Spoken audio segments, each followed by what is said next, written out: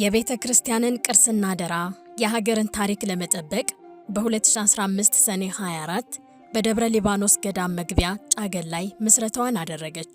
ሜላድ ጥንታዊ የብራና መጻሕፍት ዝግጅት ማዕከል።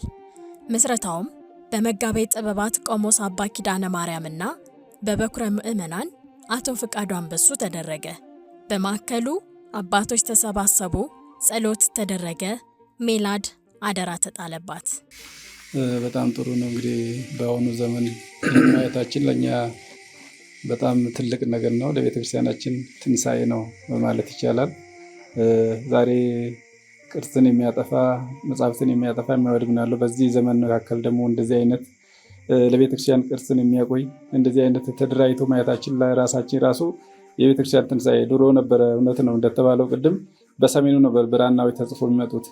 ድሮ በደብረ ማርቆስ ያሉ ትልቅ መጻሕፍቶች ያሉ ብራና ቤተክርስቲያን ያሉት በሰሜኑ እየተጻፉ ሲላኩ ነበር። አሁን ደግሞ በዚች በመካከል ሀገራችን አባታችን ቆሞስ አባ ኪዳነ ማርያም ልጆቻቸው መንፈስ ልጆቻቸውን ይዘው ይሄን ማቋቋማቸው ትልቅ ለቤተክርስቲያናችን ለሀገራችንም ኩራት ነው፣ ለገዳማችንም ትልቅ መመኪያ ነው ብዬ ነው የማስበው። ይሄ አሁን ይቋቋም እንጂ ገዳሙ እንደተባለው ገዳሙ በላይ ሆኖ መርቶ ለገዳሙ ትልቅ ገዳሙን የሚያስተዋውቅ ነውና ይሄ በጣም ለቤተክርስቲያናችን ትልቅ እድገት ነው፣ ትልቅ ለውጥ ነው።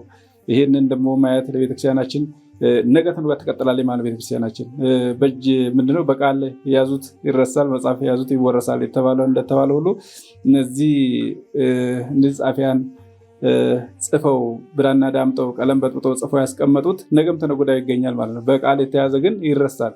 ስለዚህ ይህንን ነገር ደግሞ አዘጋጅተው ከሳቸው ጋር ቆሞስ አባ ኪዳነ ማርያም ጋር ሆኖ አብሮ የመንፈስ ቅዱስ ልጆቻቸው ከሳቸው ጋር ተነሳሽነት አድርጎ ይህንን ለቤተክርስቲያናችን እንድትቀጥል መጽሐፍት ሲኖር ቤተክርስቲያን የምትቀጥለው መጽሐፍት ከሌለ ምንም ነገር ቤተክርስቲያን አይኖርምና ይሄ ደግሞ ለሀገራችንም ለቤተክርስቲያን ትልቅ እድገት ትልቅ ለውጥ ስለሆነ በዚሁ በርቱ፣ ጠንክሩ፣ ቀጥሉበት ነው የምንለው። እኛ በጣም ኮርተናል።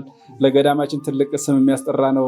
እንደዚህ በገለልተኝነት ሳይሆን ግን መሆን ነገም ተነገ ወዲያ መሆን አለበት። ገዳሙ በላይ ሆኖ እንዲመራ በገዳሙ ስር መታቀፍ ነው ያለበት። ይሄ በገዳሙ ስር ታቅፎ ገዳሙ ራሱ እየመራው ራሱን በራሱ ችሎ ለገዳሙ ትልቅ እድገት ነው፣ ለቦታውም ትልቅ እድገት ነው። እንደ ሀገሩ እንደ ኢትዮጵያም ራሱ ለሀገራችን እድገት ነው። ከዛም ጥርፉ መሀል ሀገር ላይ በዚህ በሸዋ ላይ ደግሞ ሲደረግ በጣም ትልቅ እድገት ስለሆነ እኔ እዚህ ላይ በቃኛ ብዙ አባታችን ይጨምሩበታል። እሺ እስመ ተግባሩን ዘፈጠረን ለምግባረ ሰናይ በኢየሱስ ክርስቶስ ዘአቅደመ ሠሪዓ በዘቦቱ ነሐውር።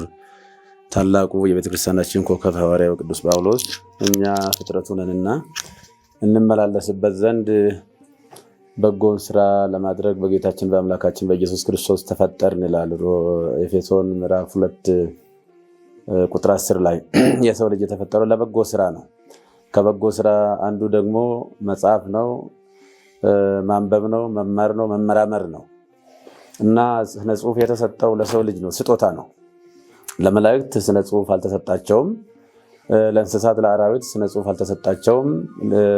በህግ የሚደገፍ መመሪያ ያለው አፈጻጸም ያለው ትልቁ ስጦታ የተለገሰው ለሰው ልጅ ነውና ይህንን እግዚአብሔር አስቦና አቅዶ ሰዎች እንዲመራመሩ፣ እንዲጽፉ፣ እንዲደሰቱ እግዚአብሔር ለሰው ልጅ የሰጠው ታላቁ ስጦታ በመሆኑ በዚህ ዘመን ደግሞ ሰው በሚሰላችበት ሰዓት ፍጹም ትዕግስት አድርጋችሁ እንደ ቅዱስ ጳውሎስ ይህን ነገር ስትጽፉ በጣም ነፍሳችን የምትደሰተው። ሐዋርያው ቅዱስ ጳውሎስ 14 መልእክታትን ጽፏል። እነዚያ መልእክታትን ደግሞ የጻፋቸው ወደ 9 መልእክቶችን እስር ቤት ሆኖ ነው የጻፋቸው። እስር ቤቱ እንኳን እረፍት አልነበረውም። ከእስር ቤት ሲፈታ ደግሞ በሐዋርያት ሥራ ምዕራፍ 20 ቁጥር 33 ላይ በገዛ እጆቹ ድንኳን እየሰራ ነው። ተአምሩ ለሊክሙ ኢለትካዜ ወኢለ መስሌ አላ ተቀንያ ላንቱ ደዌ። ከኔ ጋራም ሆነ ከለኔም ሆነ ከኔ ጋራ ላሉት በእጄ እየሰራው እየጻፍኩ እየደጎስኩ ድንኳን እየሰራው ራሴን አገለግል ነበር ይላል ሐዋርያው ቅዱስ ጳውሎስና ይሄ በእውነቱ በጣም የሚያኮራ ነው። ይሄንን አለማመስገን፣ ይሄንን አለማድነቅ፣ ለዚህ ዕውቅና አለመስጠት ምቀኝነት ነው የሚሆነውና ትልቅ ዕውቅና ሊሰጠው የሚገባው ነው። በርቱ፣ ጠንክሩ፣ እግዚአብሔር ያበርታችሁ ነው የምንለው። ብፁዕ አባታችን አቡነ ኤፍሬም እንዳሉትም በተለይ ደግሞ በገዳማችን ስር ሆኖ ገዳሙ በበላይነት እየተቆጣጠረው እየመራው አስፈላጊውን ሁሉ ድጋፍ እያሟላ በተለይም ዕውቅና ሰጥቶት በእንደዛ አይነት ሁኔታ ሲሆን የበለጠ ደግሞ ይሄ ነገር እንደሚሰፋ ተስፋ እናደርጋለን። በእውነቱ አባ ኪዳነ ማርያም መጋቤ ጥበባት ብለናቸዋል ሁለታችንም ከዛሬ ጀምሮ። ይሄ ትልቅ ስራ ነው። ሰው የናቀውን እሳቸው ምንም ብዙ ተንቀሳቅሶ የመስራት አቅምና ሁኔታ ባይኖራቸውም በደንብ ነገሮችን አስተውለው እንደዚህ ያለ ነገር ስላደረጉ እሳቸውን በእውነቱ ሊመሰገኑ ይገባቸዋል። እሳቸው ጥሩ አባት ናቸው። ለምዕመናንም በጣም ቅርብ የሆኑ ራሳቸውን ደግሞ ለገዳሙ የሰጡ አባት ናቸውና እሳቸውንም በእውነቱ በጣም ከልብ እናደንቃቸዋለን፣ እንወዳቸዋለን፣ እናበረታታቸዋለን። በርቱ፣ ጠንክሩ። ይልቁንም የራሳችሁ ቦታ ቢኖራችሁ የራሳችሁ መሬት ቢኖራችሁ እና የበለጠ ሳትጨናነቁ በደንብ እንደምታሰፉት ተስፋ እናደርጋለን። ስለዚህ ሐዋርያው ቅዱስ ጳውሎስ እኛ ፍጥረቱ ነንና እንመላለስበት ዘንድ መልካሙን ስራ ለመስራት በጌታችን በአምላካችን በኢየሱስ ክርስቶስ ተፈጠርን ነው ያለውና ይህ ትልቅ ስራ ነው። በጣም ማዕከሉ አደራውን ተቀብሎ ወደ ስራ ገባ።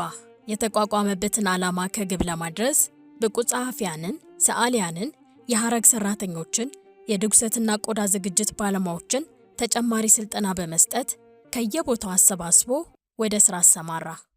አሁን ብዙ ሰዎች በዓለማዊ ነገር ምድር ላይ ባለው ነገር ላይ ብቻ ተጠምደው በስጋቸው ብቻ እየተደሰቱ ራሳቸውን ገዝተው እነዚህን የመሳሰሉ የብራና መጽሐፍትን በመጻፍ በማጻፍ እነዚሁን ቅዱሳት ስዕላትን በማሳልና ሁሉን ነገር በማቅረብ ከገንዘብ ጀምሮ ከጊዜ ጀምሮ ከጉልበት ጀምሮ ብዙ ነገር ሰጥተው ነውና እግዚአብሔር ይባርክልን።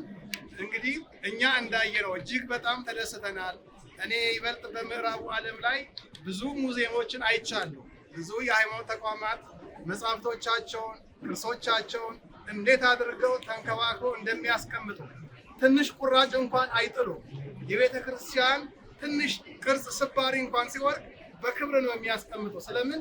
ቅርስ ስለሆነ፣ ታሪክ ስለሆነ፣ ሀብት ስለሆነ፣ የትናንትናዎቹ የደከሙበት ስለሆነ፣ ማስታወሻ ስለሆነ፣ ከምንም በላይ ደግሞ ይህ ቅርስነቱ ይህ ታሪክነቱ እነዚህ አጠቃላይ መጽሐፍቱ ሁሉ ስጋውያን አይደሉም፣ ምድራውያን አይደሉም፣ የሰው አይምሮ የፈለሰፋቸው አይደሉም።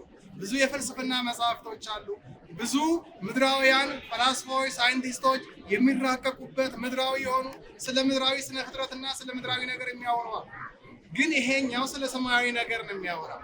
በምድር እያለን ወደ ሰማይ ወደ መላእክት ህብረት የሚወስደን ከስላሴ ጋር ወስዶ የሚያስቀምጠን ህሊናችንን የሚያሳርግ ከእግዚአብሔር ጋር የሚያገናኘን ምድራዊ ሆነን በምድር ብቻ ነዋሪ አለመሆናችንን ሰማያዊ መሆናችንን ግልጽ በሆነ መንገድ በስጋ እያለን መንፈሳዊያን ሆነን በሰማይ እንዳለን አድርገው የሚያሳዩ መጽሐፍት ናቸውና በእውነት እነዚህን የሚስሉም ሆነ የሚጽፉም ሆነ እጆች የተባረኩ ናቸው።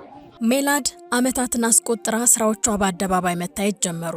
አባቶች መረቁ፣ ጎበኙ፣ ዳሰሱ፣ አነበቡ። በአሁኑ ትውልድ ላይም ተስፋ ኖራቸው።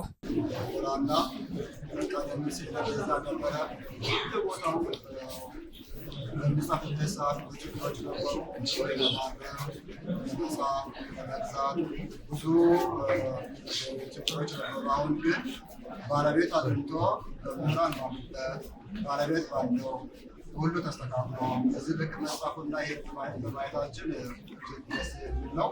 ለመሆኑ በሜላድ ጥንታዊ ብራና መጻሕፍት ዝግጅት ምን ስራዎች ይከናወናሉ ካላችሁ፣ ገድላትን፣ ተአምራትን፣ ድርሳናትን በብራና ጽፎ ደጉሶ እንዲሁም ቅዱሳን ስዕላትን በብራናና በሸራ ላይ አዘጋጅቶ ለገዳማትና አድባራት ያቀርባል። እናንተ ምዕመናንም ሜላድ ብራና የተሰኘውን የቲክቶክ እና ዩቲዩብ ገጽ ትከታተሉ ዘንድ ጋብዘናችኋል።